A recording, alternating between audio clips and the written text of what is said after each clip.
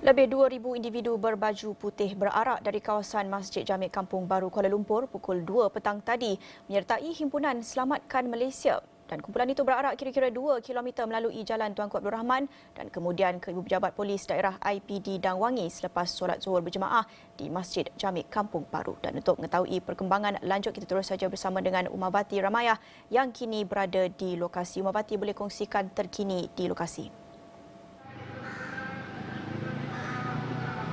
Terima kasih Naila, dan ketika ini saya berada betul-betul di hadapan IPD Dawangi, dan sebentar tadi seperti yang disebut oleh Naila sebentar tadi, kira-kira lebih daripada 2,000 peserta himpunan Selamatkan Malaysia berarak dari Masjid Jamek Kampung Baru melalui Sogo, pusat beli belah Sogo, dan kemudian ke IPD Dawangi untuk membuat laporan polis. Dan sebentar tadi, kalau saya boleh kongsikan, Ahli Dewan Tertinggi Muafakat Nasional Datuk Tun Faisal Ismail Aziz sebentar tadi ketika berucap sebelum berarak memberitahu antara intipati laporan tersebut adalah mengenai 3 tuntutan yang dikemukakan, di mana salah satunya membabitkan pembebasan lepas tanpa membebaskan 47 pertuduhan ke atas Timbalan Perdana Menteri Datuk Seri Ahmad Zahid Hamidi 2 minggu lalu, dan itu salah satu daripada satu tuntutan. Sementara 2 lagi tuntutan melibatkan bebaskan pegawai negara dan juga Suruhanjaya Pencegahan Rasuah dari kuasa eksekutif. Itu tuntutan yang kedua, dan satu lagi tuntutan adalah memberikan undang-undang yang adil kepada semua pihak. Dan itu antara fakta yang dilaporkan dalam media sebelum ini. Dan kalau saya boleh kongsikan perkembangan pada ketika ini, kalau kamera boleh dipankan di sebelah kiri saya, kita sebenarnya kira-kira lebih daripada 2,000 peserta penyokong himpunan Selamatkan Malaysia sudah pun berarak dari IPD sebentar tadi menuju ke pusat beli belah Sogo, di mana satu sidang media saya difahamkan sedang dibuat oleh Ketua Ahli Dewan Tertinggi Muafakat Nasional Datuk Tun Faisal Ismail.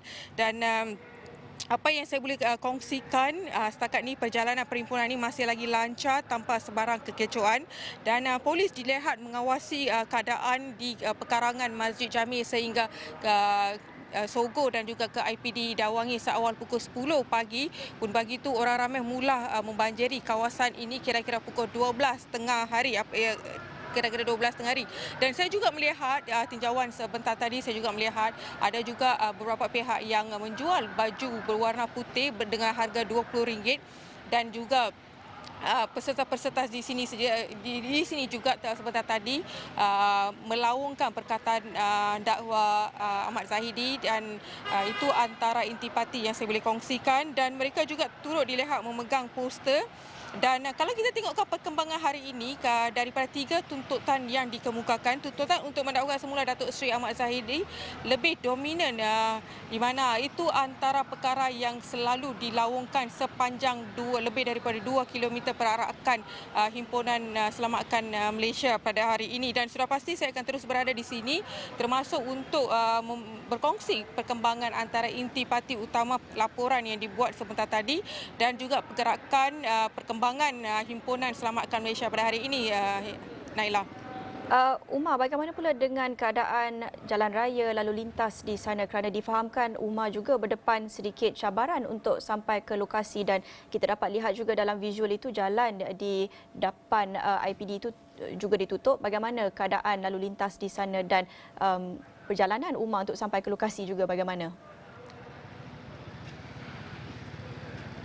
Benar Naila, tadi saya dan kru jurugambar terpaksa berpecah kepada 2 bahagian, di mana saya terpaksa ke belakang sedikit, sementara jurugambar Anas terpaksa ke hadapan untuk mengambil visual, dan sekurang itu saya terpaksa mengambil Grab untuk sampai ke sini. Dan sebenarnya perjalanan 2 kilometer sahaja terpaksa mengambil kira-kira 35 minit, dan saya memandangkan beberapa lokasi ataupun beberapa jalan utama ke IPD dan juga Sogo terpaksa ditutup. Saya terpaksa turun dari Grab dan terpaksa berjalan kira-kira 1 kilometer tadi supaya dapat sampai ke lokasi untuk membuat live pada ketika ini. Dan Dan selain jalan-jalan utama di sini juga saya dapat saksikan saya tidak nampak pergerakan daripada kenderaan ataupun motosikal ataupun orang ramai juga tidak dibenarkan untuk melalui kawasan-kawasan ini sementara terpaksa dilencongkan ke jalan lain, Naila.